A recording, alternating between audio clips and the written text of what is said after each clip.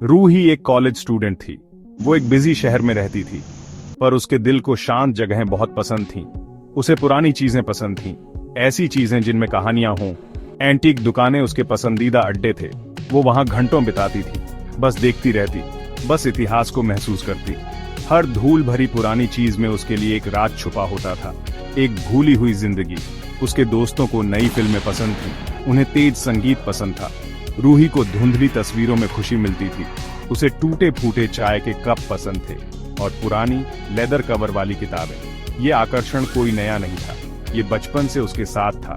उसकी नानी के संदूक में मिले एक छोटे नक्काशीदार लकड़ी के बक्से से ये सब शुरू हुआ था। एक गर्म मई की सुबह वो चिट्ठी आई। ये उसकी मम्मी की बहन की तरफ से थी, उसकी रोहिणी आंटी। रोहिणी आंटी बनारस में रहती थीं, एक बहुत पुराने घर में, एक प्राचीन हवेली, वो उसे कहती थीं। चिट्ठी में रूही को गर्मियों की छुट्टियों के लिए बुलाया गया था। रूही का दिल खुशी से उछल पड़ा। बनारस, सबसे पुराना जिंदा शहर, मंदिरों और घाटों का शहर, और एक प्राचीन हवेली, ये सब एकदम परफेक्ट लग रहा था।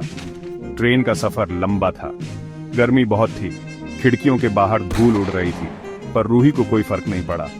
वो बदलते नजारे देखती रही। हरे खेत छोटे कस्बों में बदल गए, छोटे कस्बे भीड़ भाड़ वाले शहरों में बदल गए। फिर आखिर में हवा बदलने लगी। कुछ अलग महसूस हो रहा था, ज्यादा पुरानी, ज्यादा पवित्र। हवेली दशाश्वमेध घाट के पास थी। वो एक शानदार इमारत थी, पर वक्त ने उसे छू लिया था, बहुत गहराई से। पत्थर की दीवारें उम्र के साथ काली पड़ गई थीं, लकड़ी की बालकनियां थोड़ी झुक गई थीं, फिर भी उसमें एक अजीब खूबसूरती थी, एक उदास सा जादू। ऐसा लगता था जैसे वो गंगा को बहते हुए देख रही हो, चुपचाप, सब कुछ जानते हुए, किसी पुराने साधु की तरह, भूले हुए राजों से भरी हुई। ये बिल्कुल वैसा ही था जैसा रूही ने सोचा था। अंदर हवेली ठंडी और धुंधली थी। सूरज की रोशनी अंदर आने के लिए स्ट्रगल कर रही थी। छोटी मेहराबदार खिड़कियों से धूल के कण कुछ आती हुई किरणों में नाच रहे थे। हवा भारी थी, स्थिर, उसमें गीले पत्थर की गंध थी और पुरानी लकड़ी की, और कुछ और भी, कुछ हल्की सी मेटल जैसी। रूही समझ नहीं पा रही थी कि वो क्या है। पत्थर के फर्श पर उसके कदमों की आहट गूंज रही थी। तीसरी मंजिल पर एक कमरा था, एक कमरा जो हमेशा बंद रहता था। वो एक लंबे अंधेरे गलियारे के आखिर में था। वो गलियारा भी ज्यादा ठंडा लगता था, अलग। रूही ने उसे पहले ही दिन देख लिया था। भारी सागौन की लकड़ी का दरवाजा, जिस पर एक बड़ा नक्काशीदार पीतल का ताला लगा था।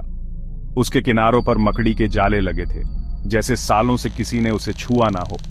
रूही ने अपनी आंटी से उसके बारे में पूछा, यूं ही, उस कमरे में क्या है आंटी? उसने एक शाम पूछा। रोहिणी आंटी का चेहरा बदल गया, उनके चेहरे का नरम भाव गायब हो गया।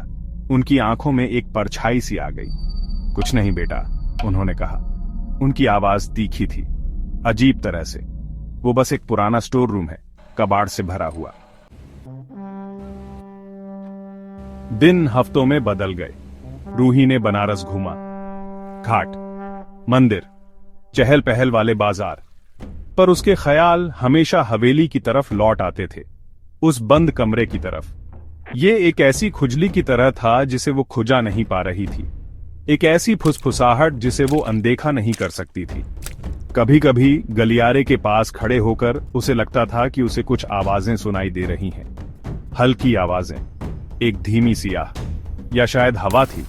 पुराना घर बहुत चरमराता था। उसने अपना ध्यान हटाने की कोशिश की, उसने किताबें पढ़ी, उसने रसोई में अपनी आंटी की मदद की, पर उस बंद दरवाजे की तस्वीर बनी रही उसके दिमाग में एकदम साफ। वो नक्काशीदार पीतल का ताला उसे घूरता हुआ लगता था, उसे चुनौती देता हुआ, उसे उकसाता हुआ। उसकी आंटी उसे ध्यान से देखती थी, जैसे उन्हें रूही की अंदरूनी कश्मकश का एहसास हो। उनकी प्यार से सावधान रहने की बातें और ज्यादा होने लगीं। रूही ने खुद को उस बंद दरवाजे के सामने खड़ा पाया। उसका दिल जोर जोर से धड़क रहा था। गलियारा रोज से ज्यादा अंधेरा था, या शायद ये उसका डर था। उसने ठंडे पीतल के ताले को छुआ। वो बहुत पुराना लगा, लगभग जिंदा। बस एक झलक वो खुद से फुसफुसाई, बस एक बार जल्दी से देखूंगी। ये बहाना उसे खुद को भी कमजोर लगा। वो जानती थी कि ये गलत है, बहुत गलत। उसे याद आया कि उसने एक सुबह अपनी आंटी को स्टडी रूम में एक धूल भरी लिखने की मेज के पास पुराने चाबियों के गुच्छे के साथ कुछ करते देखा था।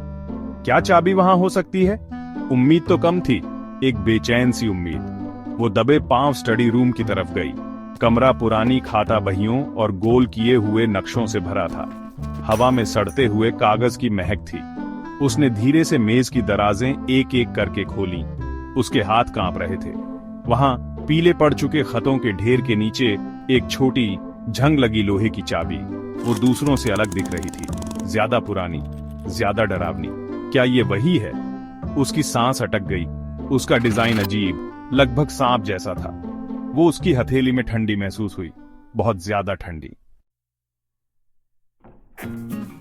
चाबी ताले में एक कर्कश आवाज के साथ घूमी, एक ऐसी आवाज जिसने जैसे एक लंबे समय की चुप्पी तोड़ी हो। भारी दरवाजा चरमराते हुए धीरे धीरे, ना चाहते हुए भी खुला। बासी हवा का एक झोंका बाहर आया। उसमें धूल और सड़न की महक थी और कुछ और भी, कुछ तीखा, जैसे पुराना भूला हुआ परफ्यूम। या ये डर था? रूही ने दरवाजे को और धकेला और अंदर कदम रखा। परछाइयों में। कमरा स्टोर रूम नहीं था, पूरी तरह से नहीं। शायद ये कभी ड्रेसिंग रूम रहा होगा। हर चीज पर धूल की मोटी परत जमी थी। मकड़ी के जाले भूतों के कफन की तरह लटक रहे थे। कमरे के बीच में एक लंबा नक्काशीदार आईना खड़ा था। उसके लकड़ी के फ्रेम पर अजीब निशान और डरावने चेहरे बड़ी बारीकी से उकेरे गए थे। शीशा काला पड़ चुका था, उम्र के साथ धुंधला हो गया था। वो कुछ भी रिफ्लेक्ट नहीं कर रहा था, बस एक धुंधली, अपारदर्शी सतह थी। सूरज की रोशनी एक अकेली, मैली खिड़की से मुश्किल से अंदर आ रही थी, जिससे लंबी, डरावनी परछाइयां बन रही थीं। घुटन भरी हवा के बावजूद रूही की रीढ़ में एक सिहरन सी दौड़ गई। यहाँ की खामोशी अलग थी, ज्यादा भारी। फिर उस काले शीशे में एक आकृति बनने लगी। धीरे धीरे वो ठोस होती गई। वो एक लड़की थी, एक लड़की जो हूबहू रूही जैसी दिखती थी। उसका कद, उसके बाल, उसके कपड़े, सब कुछ वैसा ही था। पर आंखें अलग थीं। वो ठंडी थीं, उनमें कोई अपनापन नहीं था और एक डरावनी नफरत से भरी थी। उस परछाई के होंठों पर एक क्रूर मुस्कान थी, एक ऐसी मुस्कान जो उसकी आंखों तक नहीं पहुंच रही थी। रूही जम सी गई। डर ने उसे जकड़ लिया था। ये उसका रिफ्लेक्शन नहीं था, ये कुछ और था, कुछ भयानक। आईने में उस आकृति ने अपना हाथ उठाया, धीरे धीरे, मजाक उड़ाते हुए। रूही ने डर से देखा, जबकि असली दुनिया में उसका अपना हाथ उसके बगल में ही रहा। आईने वाली रूही की मुस्कान और चौड़ी हो गई। ये एक शिकारी मुस्कान थी, जिसमें एक अजीब शैतानी खुशी थी। वो उसे देख रही थी, सचमुच देख रही थी। फिर आईने में उस आकृति ने कुछ ऐसा किया जिसने रूही के बचे हुए होश उड़ा दिए। उसने अपना हाथ शीशे पर दबाया, अंदर की तरफ से, जैसे बाहर निकलने की कोशिश कर रही हो। आईने की सतह पानी की तरह लहरने लगी। कमरे में हवा और ठंडी हो गई। एक अजीब ताकत रूही को आगे खींचने लगी, उस लहरते हुए शीशे की तरफ। उसने बहुत कोशिश की, पर उसके पैर अपने आप चल रहे थे। उसके आसपास का कमरा बिगड़ने लगा, धुंधला होने लगा।